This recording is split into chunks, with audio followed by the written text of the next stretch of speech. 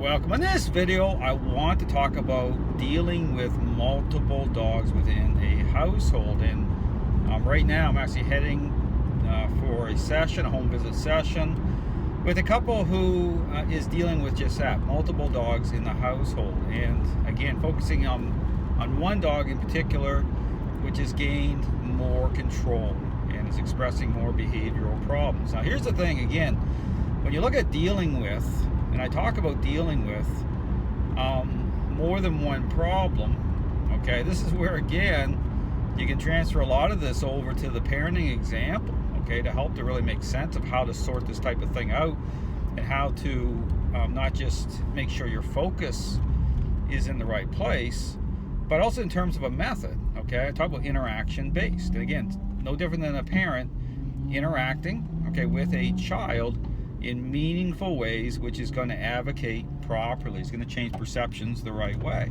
And influence, okay, it's like parental influence being part of the equation, which it has to be, it needs to be, in order for change to happen. Now, again, talk about multiple dogs. And here's the thing, you know, when I go into a situation dealing with multiple dogs, it's kind of like, you know, finding the calm center of the tornado, okay? Understand every storm's got a calm center.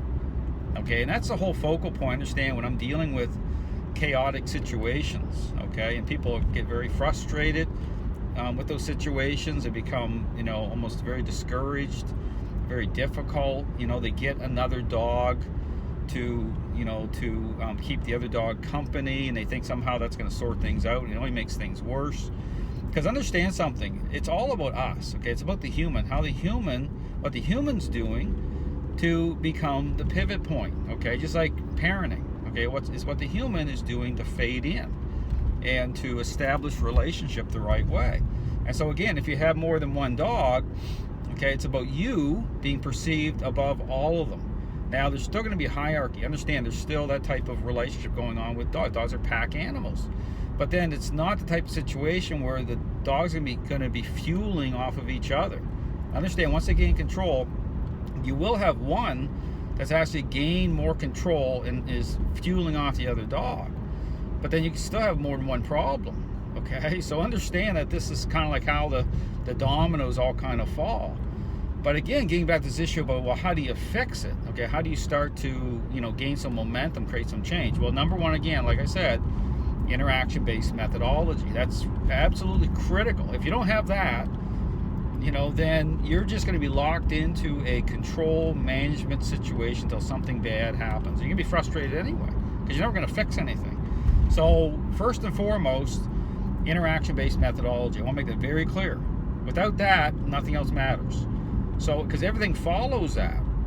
So therefore, when I talk about adding structure, okay, through, say, use of crate, control, right, starting to get some control, then, okay, that aligns with change now. It's totally different. Now you're actually going to not be locked into a management situation. You're going to be creating change. Now, again, keeping that kind of theme there with, in terms of structure, again, talk about having multiple dogs. Well, guess what? Now it means having more than one crate, okay? Because crates represent control, okay? It's not about isolation, punishment, discipline. I don't think about crates that way, okay? It's about relationship. Okay, and again, line this stuff up with a parenting example. Once a selfish child is already selfish, guess what?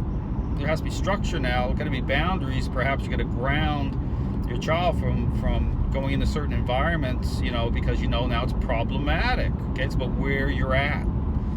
Okay, this is why, again, you line this stuff up. And again, understand there's a dynamic here. And I talk about some other videos why people get into a lot of trouble fast, because as you're petting all over your dog, and your dog's, you know, in the home environment, you know, freedom, okay, dog is moving around, dog can look balanced and be gaining an incredible amount of control. This is why I tell people, when you have an actual dog fight situation, dogs are starting to express at that level, it's 10 times worse than what you even think it is already, because of, again, the dynamics of control, relationship, how things will build up. And this is why people feel completely blindsided, because of dog's state of mind. Comfort that way, the image of a balanced dog. Very important. These are very important things very important takeaways from what I'm saying, okay? Consider what I'm saying. So again, getting back to this issue about how to deal with, you know, multiple dogs. Well, again, it's about the structure. It's about fading in as an individual with each dog. Okay, this is where, again, at an individualized basis, where the crates come online and beginning to rotate the dogs through the methodology. Very important, okay? So like crates and stuff, you're rotating, you're applying the method. It's about change now. And it's about fading in that way. And again, my focus will be when I'm dealing with multiple dogs in a household. I'm going right now to a session. I will focus in, even though there'll be one dog that's more of a problem, has gained more control. Understand that dog is going to go into higher challenge states for the method. Okay, so I will focus in on, like, for the moment, on the less, you know, dog with less control, so a person can have better clarity with the method. Okay, the dog's gonna be more agreeable, and then switch over within the session itself to the more problematic dog, because it's the same method for all dogs. But you know, here's the thing: I can interact with dogs holding a lot of control, and that not be a problem for me. Okay, I can still create change and not be, you know, I have the clarity based again on understanding what's going on. But when you're first starting to do the method, it's always better to kind of, if you have multiple dogs, focus in on the easier dog for a little while first, and then begin to switch over, because again, understand it's gonna be the more challenging, because the dog is going to be going to the higher challenge, and you have there's variances there, and you have to kind of skip some stuff. You got to take your time more, you be more intentional, all those different things. So it can be a lot more kind of challenging, and so you kind of have to kind of keep your cool, okay, that way. Okay, and I talk about this again on other videos. So again, I'll just say that multiple dogs, it's the issue about structure, individual, and I'll treat them as individuals.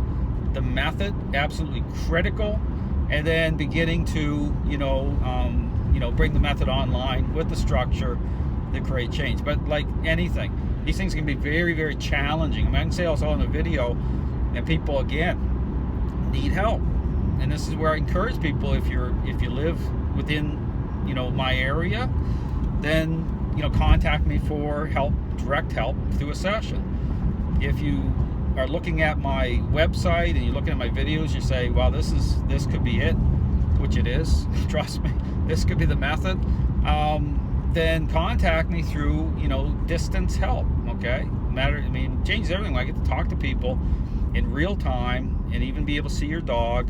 You send me videos and all that, I'm able to help guide people, get them going in the right direction. Yes, distance can be more challenging, of course, but based again on this methodology, you already have an advantage. Understand that, so again, things kind of work out that way. So I would just encourage people, really think about what I'm saying. Contact me, look at the training options. I'll be more than happy to help you out. Thanks for watching.